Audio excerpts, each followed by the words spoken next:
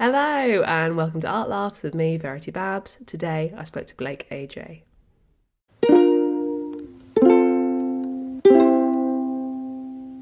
I'm here with Blake AJ. Blake, please introduce yourself. Sorry, I was just about to cough. Hi, I'm Blake AJ. I'm a comedian and living in London. I think we met in the Oxford scene Oxford scene, back in many the years day. ago. Back in Yeah, the day. And you have picked for your artwork for us to talk about today, you've picked your tattoo. yeah, gosh. Immediate remorse. Yeah. Well, I originally picked Basquiat, and then I was like, oh, I have a tattoo of Basquiat, and you're like, let's do that. I just want to make this feel like it's more of a joint decision rather than I don't want to be that guy that's like, for my artwork, I thought the art that was on my own body would best represent. I didn't want to be that. But I've I've made you just that guy. I'm now that guy by default. You have a tattoo of Basquiat's crown, and Yeah, yeah. I'd love to Oh, hear. you can't really see it. There it is. There it is. And I'd love to hear like the backstory to why you picked that. Yeah. Oh, great. This is perfect. Now I get to just explain my tattoo. It's every douchebag's dream. I'm outing you. Yeah. uh, I got it. I actually got it during lockdown. Oh, cool. Um, yeah. I went to. So I actually didn't really know anything about Basquiat. I went to his Barbican exhibition like a couple of years ago. It was really good and it was really like inspiring. And then just kind of got into him after that. And then I just liked the crown symbol. I just liked kind of what it meant, and I just liked it was like nice and simple, and I just liked it in general. And then I just decided to get a tattoo of it because like the crown, I don't think he ever specifically said this is what it means, but it was just his signature on like, I'm kind of like it's kind of like a crown, like king of black artists and representing, and he was really big in pushing this whole like black artist movement, and his whole like I think him as a person, he was maybe slightly what's the word, controversial, but like his whole thing of like he didn't go to art school, he kind of started off doing graffiti and all this underground stuff, and then he kind of moved into kind of just art, and it's all wild. And in his exhibition, a lot of his artwork was just it's just like random. I mean, his art is just kind of random and chaotic anyway. And a lot of his like less famous artwork is just it's the same, but you can just see like what's in his head. It's not like Yeah.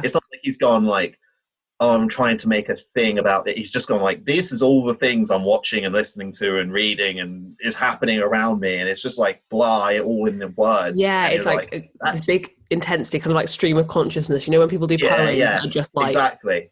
carry on, carry on, carry on. Yeah, like you say, it's all happening at the same time. And obviously he's like Yeah, involved in this mad scene where he's also like hanging out with Warhol and doing like yeah. it's interesting you mentioned about having seen the exhibition and now having had the tattoo, and I also see that on your shirt you've got the terrible The restoration of that painting of Christ. essay homo. Yeah. And so what kind of is your attitude to engaging with art? Because obviously you go to exhibitions and you like know about like art meme culture. So what would you say your relationship with art is? Well, I'd say it's pretty good. But I'd say it's pretty good because my girlfriend is an artist, and it's really nice going to galleries with her because I feel like I feel like a lot of art shouldn't be in gallery. I don't. I thought you were vomiting there from the pretentiousness of that comment.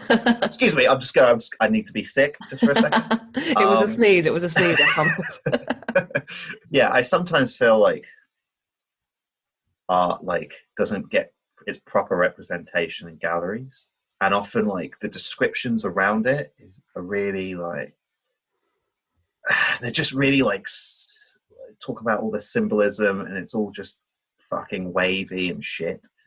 And sometimes like I can't remember who the artist is, but she deals with like concrete, and like negative space, and she's got all these like sculptures. She's got one which is like White a Reed. house. It's like the house, but it's like the negative Yeah. space of a house. I went to the exhibition and I was just like, it's like a massive slab of like the idea is cool, because it's like it's instead of the house and the concrete of the walls, it's the concrete of all, like the living room is like all just concrete. And you're like, yeah, and then you just look at it and you're like, well, it's just concrete. But then my girlfriend is just like explaining how difficult it is and like the whole process around making it and like all of that. And that's so much more interesting than like looking at it. I think a lot of stuff you see in galleries is that it's like the thing and you're going, okay. And then like, it's about this. And you're like, okay, yeah, I get it. And then you're like, but like actually when people talk about the process and why it's so impressive, because a lot of the stuff is impressive, but you just wouldn't know about it unless you are really into art or really done your research or really know about the artist. And I think the process of art is actually often way more interesting than like the final piece, and also gets more of the meaning out of the final piece if you understand the whole process of how it's made. And I just feel like galleries often like completely cut that out. Galleries often do this thing where they assume a level of like arts education for anyone who's going in. So it's like, well, Yes. obviously if you had your BA, you'd know that when she cast this in concrete or whatever. And that's the problem with galleries, is that it means that because of the way they framework, like you say, as these like final lofty concepts, rather than talking about the interesting stuff about like how this was made and why it was made and what the artist was thinking, it means that it's only a place that anyone, like people who have that like insider background knowledge, they're the only people who can continue to enjoy it because they know the stuff, which means that they're all like, galleries are always like, why don't people want to come into our gallery? It's like, because you've designed it so that only people with like a master's degree can have any form of enjoyment in there. Exactly, that's it. And in the same way that like, you pick Basquiat sort of does represent this non-traditional gallery thing, especially as a black artist at the time, and making art that is abstract but also bringing in, you know, graffiti elements, and that's so not what the art world is set up to deal with, right? Yeah, he started with graffiti, and he also did like films with Blondie and all of this.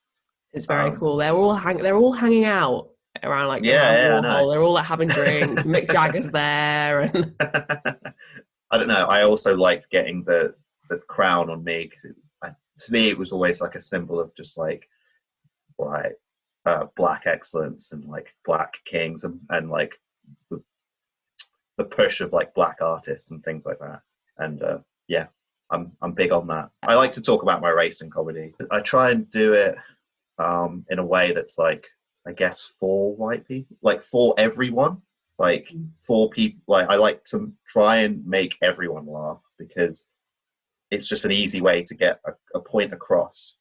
If you're like, I don't know, like racism at the moment to me, like to like people who are maybe like our age, not everyone, this is a generalization, but like a lot of people our age and younger, racism means something different to people like a generation older. Like to them, racism means like violence and like objective hatred. And then to people like maybe in our generation, again, more a generalization, but like it means like systematic and bias. And so when two people are like talking about racism, calling each other out and everything, they're actually talking about two completely different things. And that's where like a lot of the disagreement comes from, and a lot of like this the negative energy. And it's just like, you can just take that and then kind of explain it and make it funny.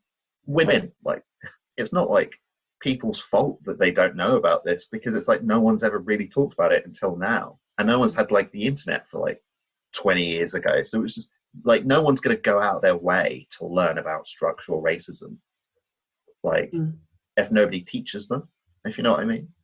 And would you say that's kind of like at the core of your comedy practice, that kind of like almost like educational element? I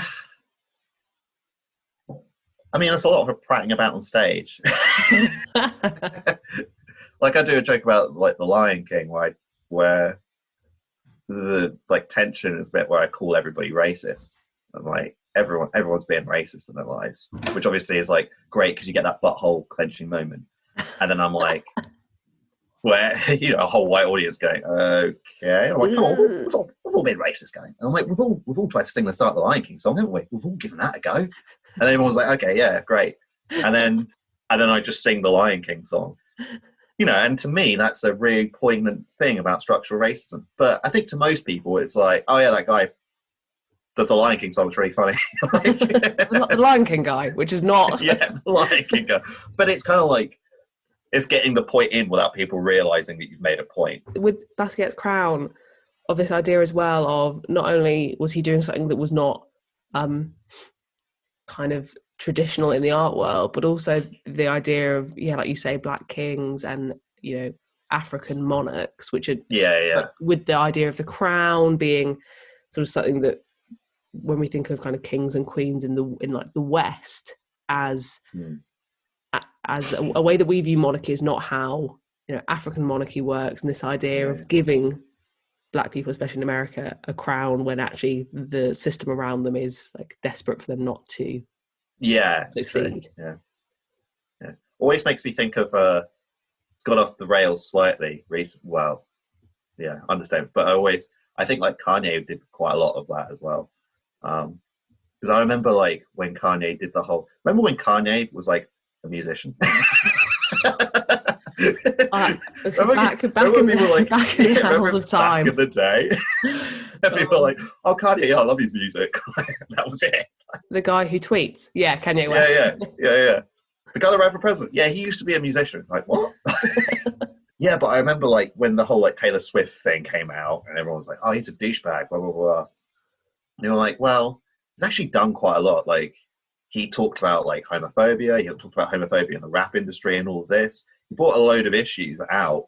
And he's a douchebag and everyone. He's like, John Lennon used to beat his wife and Eric Clapton was a massive racist. Like, loads of people were douchebags. It's like Kanye West actually, all he's done is be a douchebag, but he's actually got a lot of good things. He's a challenging person. Like, yeah, I think, and as well, that's kind of a conversation about like modern culture as well, as this idea of cancel culture. And would we be happy with John Lennon now? Definitely not. But no. But we're still kind of okay with him because he was from the past. Whereas like with Kanye, also because Kanye suffers from bipolar disorder, some of the things he does where he's a douchebag, you're like, yeah, but it's not his fault. But then the problem, Kanye West is a very difficult figure for us to kind of decide whether society really likes and really supports or just finds really grating. Yeah, it's like he's the line, isn't he? But everybody likes a Kanye song, right? Yeah, for sure. Yeah, but everyone likes the Beatles. That's true. Yeah, that's kind of the thing. We live in a world where if you make good enough music, you can kind of get away with anything. Like as a society, we've kind of decided that, right? If aliens came down and be like, Michael Jackson, like the Beatles, like these people did terrible things. Like, yeah, but have you heard Thriller? I mean, you can get away with some pretty questionable things if you whack out some beats that everybody loves. Aliens just going like, interesting notes. Okay, cool. Do not mimic personal life. However, Sergeant Pepper's Lonely Hearts Club Band. Excellent. Morality on Earth, 3 out of 10. Cool. Bangers, 11. Yeah. Blake, thank you so much for joining me today. Where is the best place that we can follow you and hear what you're up to? I just Instagram. Yeah, Instagram, Blake AJ91. I have like a sketch thing with another comic called Adam Flood. We're called Joke Boys. We put all that stuff on Instagram. We also put it on YouTube. So subscribe to Joke Boys. I think we've got 8 now. So we're pretty... Get in there while we're still new, That's what I'm thinking. Become an early collector of their work. Yeah, exactly.